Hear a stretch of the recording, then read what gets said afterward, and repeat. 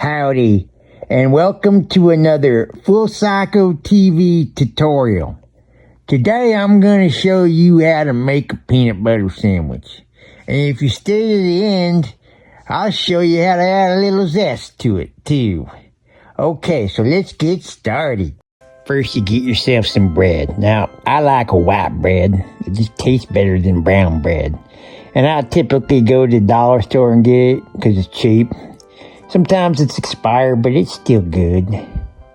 And next, you want to get yourself a jar of peanut butter. And then you just put your knife in the jar of peanut butter and you scrape some peanut butter out and you start to apply it to the bread. Now, I like to apply the peanut butter to the bread as fast as possible. The reason why is it gets you closer to eating the sandwich. Boy, it's really coming together now. Doesn't that look scrumptious? That's looking pretty good.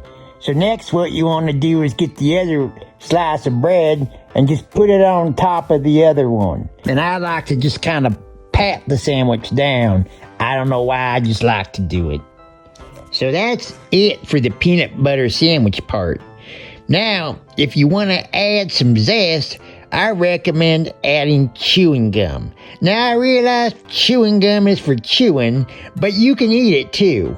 And it just creates little bursts of flavor when you're biting into that sandwich. So you're going to need to open your sandwich back up and start applying the gum.